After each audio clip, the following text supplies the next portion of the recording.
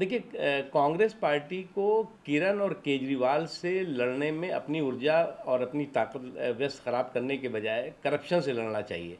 और अगर जितना किरण और केजरीवाल से लड़ने में ये कांग्रेस पार्टी अपनी ताकत, ऊर्जा और शक्ति का दुरुपयोग कर रही है, अगर उसका 1% या 10% भी सदुपयोग उस शक्ति का करे तो करप्शन जो है वो 90% जो है वो ख़त्म हो सकता है।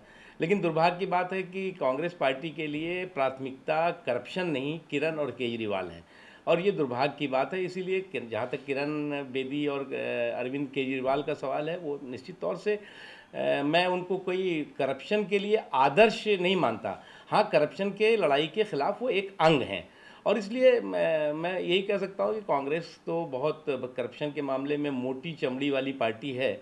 और इसीलिए कोई एक फांस लगने पर कई करवट बदलता है, कोई एक फांस लगने पर कई करवट बदलता है, किसी के जिस्म से खंजर भी लगकर टूट जाता है। तो कोई तो जो है वो भ्रष्टाचार में डूबा रहे तब भी उस पर कोई असर नहीं पड़ता, और किसी पे अगर भ्रष्टाचार के थोड़े से छींट भी पड़ जाते हैं तो वो कई करवट बदल सकता है।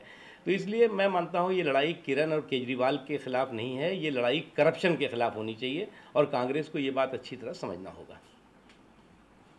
मुद्दा जो है वो किरण और केजरीवाल नहीं, मुद्दा करप्शन है।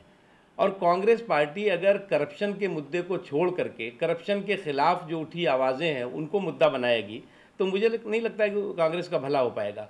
आज किरण और केजरीवाल करप्शन के ख़िलाफ़ बोल रहे हैं, कल कोई और बोलेगा। जहाँ तक सवाल है, करप्शन तो अभी ज़िंदा है ना, तो इसलिए आप मैसेंजर को मारने से बेटर है कि मैसेज को मारिए।